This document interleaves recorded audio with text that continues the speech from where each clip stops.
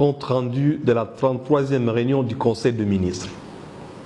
La 33e réunion du Conseil des ministres s'est tenue ce vendredi 29 mai 2020 par télétravail sous la présidence de Son Excellence Monsieur le Président de la République, chef de l'État.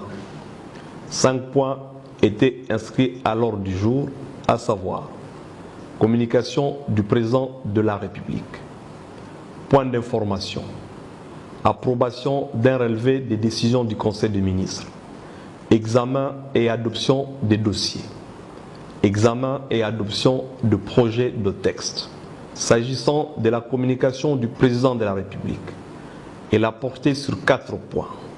Primo, le Président de la République a fait le constat que de plus en plus la République démocratique du Congo est condamnée par défaut au paiement de fortes sommes d'argent au niveau des instances judiciaires et des chambres arbitrales internationales, alors que le pays aurait dû éviter de telles condamnations, notamment le cas d'Exim Bank China et Dig Oil. Pour mieux défendre les intérêts de l'État congolais, le vice-premier ministre, ministre de la Justice et garde des Sceaux, a été chargé de prendre toutes les dispositions qui s'imposent pour assurer une meilleure défense des intérêts de la République relatifs à tous ces dossiers qui remontent à plusieurs années et aux besoins pour la négociation devant conduire à des arrangements amiables pouvant consister à l'effacement pur et simple des créances mises à charge de la République. Secondo, concernant la directive du Premier ministre sur la soumission préalable des arrêtés au Conseil des ministres, le chef de l'État a rappelé l'obligation de respect de ces directives par tous et le report des arrêtés pris en violation de la directive. Tertio, insécurité grandissante dans nos villes.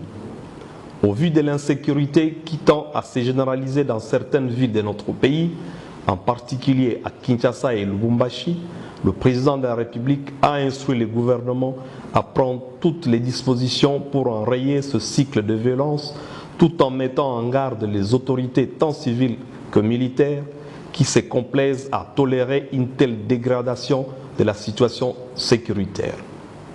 Quarto, ouverture des restaurants, bars et autres espaces pour raison de Covid-19.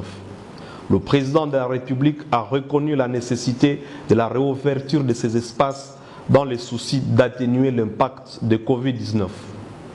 Toutefois, il a préconisé que cette question soit étudiée par le gouvernement pour concilier les exigences de la lutte contre la propagation de la pandémie et la reprise progressive des activités économiques.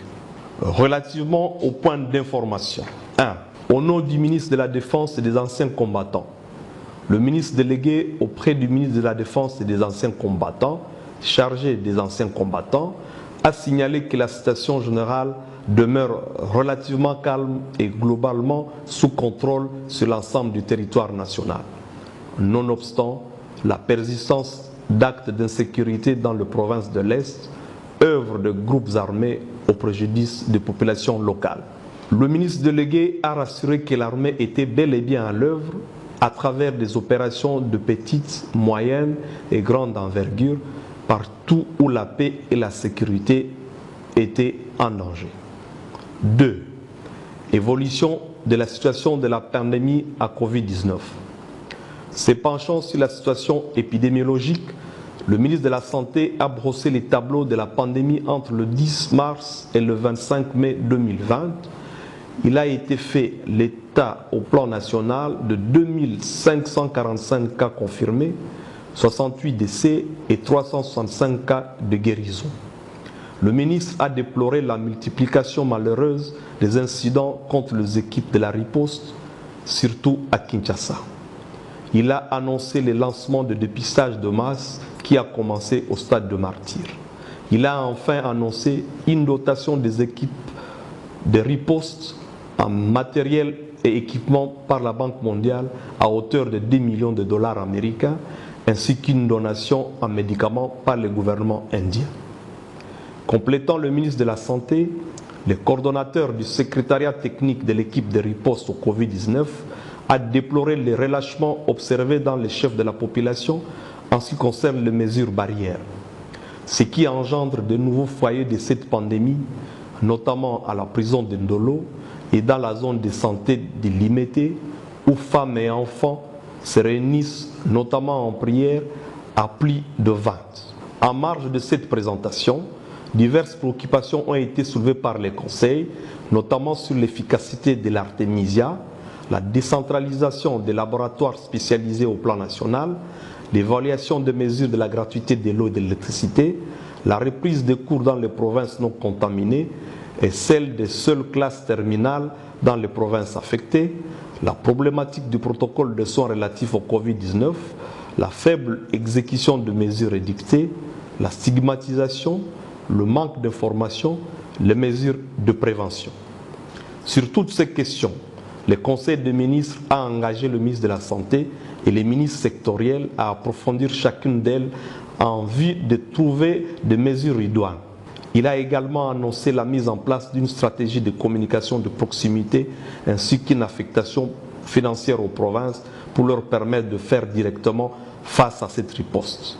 En ce qui concerne particulièrement la réouverture des écoles, le chef de l'État présidera très prochainement une réunion avec le ministre sectoriel, les experts et les acteurs impliqués à cette fin. 3. Situation du charroi automobile des membres du gouvernement. Le vice-premier ministre, ministre des Infrastructures et Travaux publics, a rendu compte au Conseil de la situation déplorable du charroi automobile du gouvernement. Après débat et délibération, le Conseil a chargé les ministres sectoriels compétents de prendre toutes les dispositions pour une solution adéquate. Le relevé de décision de la 32e réunion du Conseil des ministres a été approuvé. Abordons les 4e points de l'ordre du jour relatifs à l'examen et à l'adoption des dossiers. 3 dossiers ont fait l'objet du Conseil, à savoir 1. État des lieux de la réforme relatif au basculement du budget moyen vers le budget programme et à la restructuration des services en charge. Intervenant l'absence du vice-premier ministre, ministre du budget empêché, le vice-ministre du budget a noté qu'à 3 ans du basculement national vers le budget programme, la mise en marche de cette réforme peine à prendre corps au sein du ministère du budget. Aussi, s'est-il adressé au Conseil pour obtenir le soutien nécessaire pour la mise en place de structures attendues, ainsi que la nomination de leurs animateurs au niveau de la fonction publique.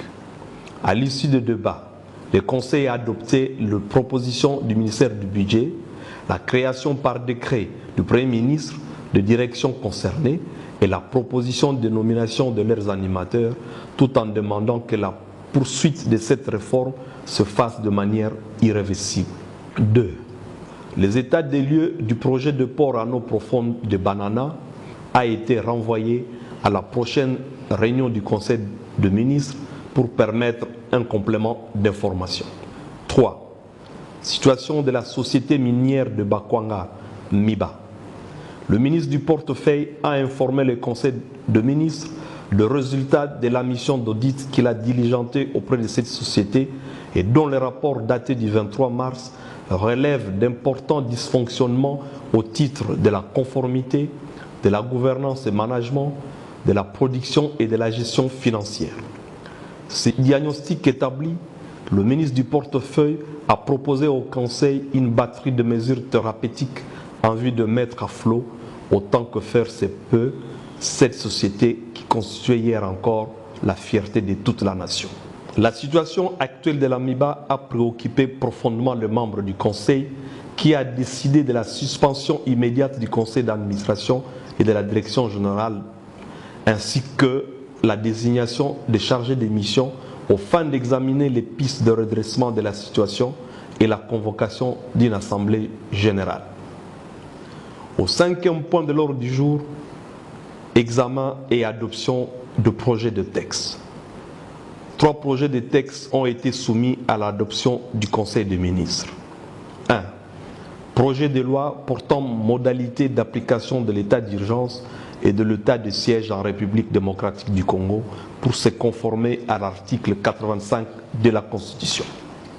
Le vice-premier ministre, ministre de la Justice et garde des Sceaux, a proposé à l'adoption du Conseil le texte de loi précité. en précisant que cette dernière constitue le préalable pour la prorogation de l'état d'urgence par le Parlement.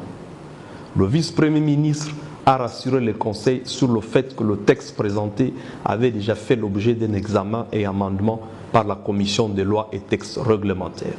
Après débat et délibération, le projet de loi a été adopté moyennant amendements et toilettage qui se feront par la Commission des lois et textes réglementaires, dont la réunion se tiendra ce samedi 30 mai 2020 avant la transmission du projet au Parlement. 2. Projet d'ordonnance portant renouvellement de la durée du programme national de stabilisation et de reconstruction dénommé STAREC.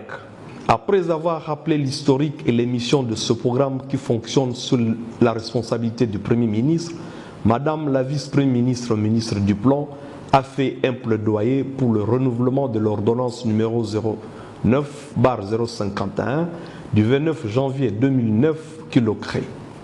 Ce plaidoyer est motivé par les bons résultats engrangés par ce programme dans les provinces du Touri, du Nord Kivu et du Sud Kivu, résultats qu'on voudrait voir dupliqués dans les nouvelles zones de violence. Surtout que STAREC bénéficie toujours de l'appui de la stratégie internationale de soutien à la sécurité et à la stabilisation, ISS, et celui de l'unité d'appui à la stabilisation, UAS, de la MONUSCO. Au terme des échanges qui ont porté pour l'essentiel sur plusieurs propositions d'amendement, ce projet d'ordonnance a été adopté par le Conseil des ministres. 3. Projet d'arrêté interministériel portant fixation du tarif de vente d'électricité par la société Congo Énergie SA. Conformément à la loi du 17 juin 2014 relative au secteur de l'électricité telle que modifiée par la loi du 13 décembre 2019, le ministre d'État, ministre des Ressources hydrauliques et électricité, a présenté et sollicité au Conseil l'autorisation de co-signer avec le ministre de l'Économie nationale l'arrêté interministériel de fixation des tarifs d'électricité en faveur de Congo Énergie. Après débat et délibération, le Conseil a autorisé la co-signature du dit arrêté. Commencé à 12h50, la réunion a pris fin à 21h. Je vous remercie.